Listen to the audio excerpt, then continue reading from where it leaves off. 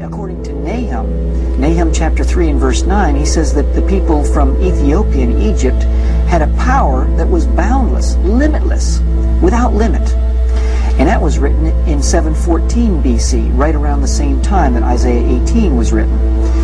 So what we're dealing with here is that we're dealing with a group of people, black people from beyond the rivers of Ethiopia, that were basically presidents of the planet, if you will. People who were in world domination. As 3/5 of human beings, if you will, viewed as animals, viewed as tools to build the dreams of the Europeans. Of people with clear Afroid features, nose, the profile, and it was just incontrovertible. The facts, the reality that black people had designed this civilization.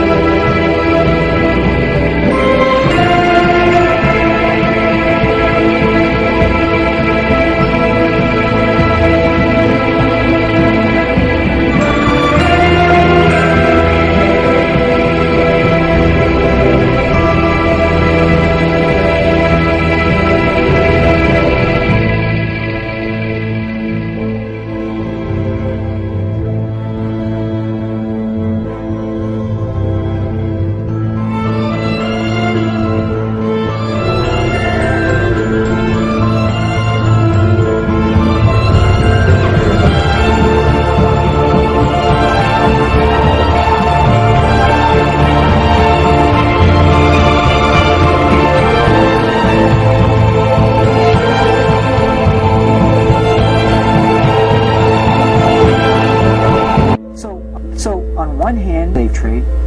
On the other hand, we have the tremendous civilization that black people had created.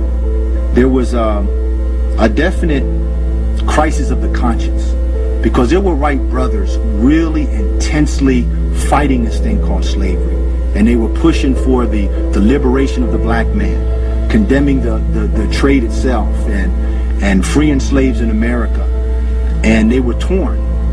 And so you can see where the impetus and the need to formulate rationalizations for this developed. What to do? What are the anthropologists and archaeologists going to do in dealing with this information? And that is what I believe, what is sponsored, maybe consciously in some cases, unconsciously in other cases, what we could call the cover-up. The cover-up of the accomplishments of black people. Chancellor Williams wrote a book called The Destruction of Black Civilization. And in this book he outlines 7 points as to why he feels that there was a cover-up. Ignore. Just refuse to publish any facts of African history that don't go along with our racial theories. We need to create a religious and a scientific doctrine so that African slavery won't appear that bad after all. What we need to do is flood the world with new African histories that contain our European perspectives only. Start renaming people and places. Replace African names with Arabic and European names. This will disguise their true black identity. It's changed the criteria for defining race. For example, one drop of Negro blood in America makes you a Negro, no matter how light the skin. Yes, when reporting ancient African history, reverse the standard. No matter how dark the skin, woolly the hair, or thick the lips, you don't have to be a Negro. When black contribution to civilization is too obvious, let's find a way to attribute it to outside white influences. When all the ancient historians contradict your theory, we'll just discredit them. Chancellor Williams was a scholar, and we feel that his observations have a lot of merit to them. But there are his personal observations.